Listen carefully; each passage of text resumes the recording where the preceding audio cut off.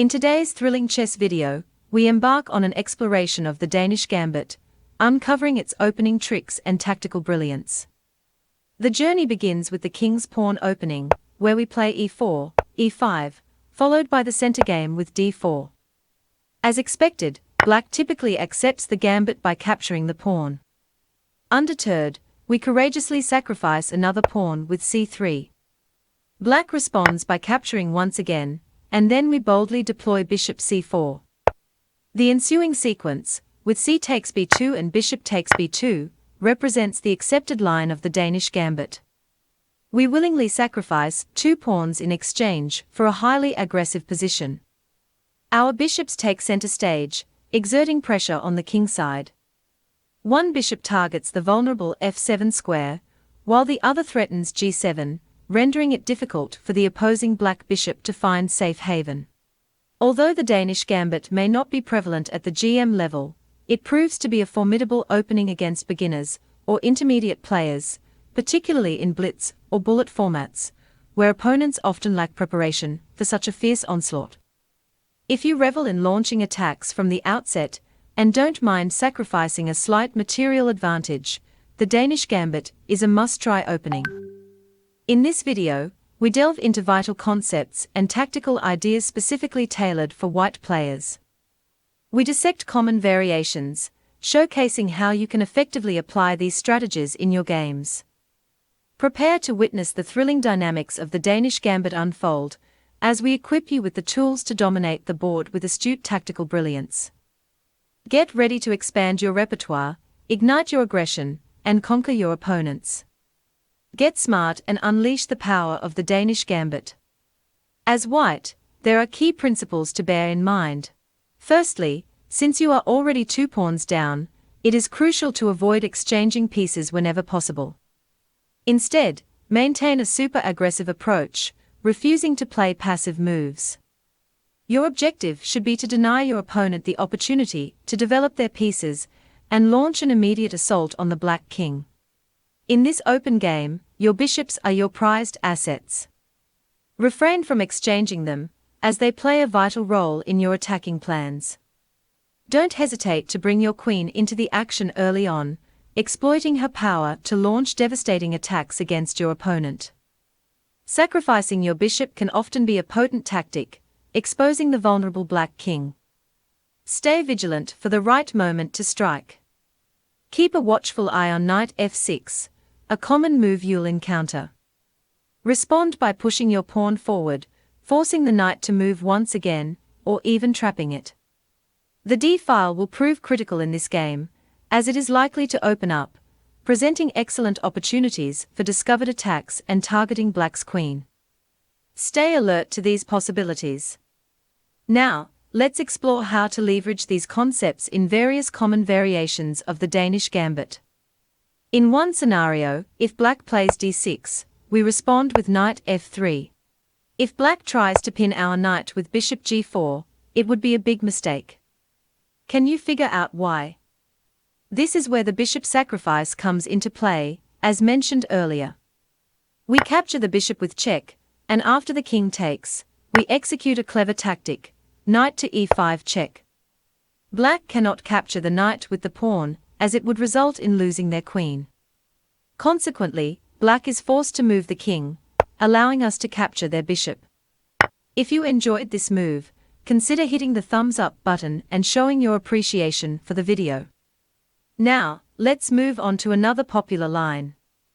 After knight c6, knight f3, and knight f6, which are all standard development moves, we advance with e5, as discussed earlier. Black saves their knight with knight e4. Once again, we employ the same idea of bishop f7 check. Black takes the bishop, and this time, we follow up with queen d5 check. After the king moves, we simply capture the knight. While the material is almost equal, black's king is fully exposed, and they have lost the right to castle, putting us in a favorable position. Now, let's revisit another famous line. If black plays queen g5, threatening to capture our pawn, we entice them to go ahead with knight f3. If they fall for the trap and take the pawn, they are in trouble. Allow me to demonstrate. After black takes, we launch an attack on their queen with rook g1. They have no choice but to play queen h3. Here, we once again employ the bishop takes f7 check idea. Black cannot capture the bishop because after knight g5, they would lose their queen. Hence, they would have to play something like king d8.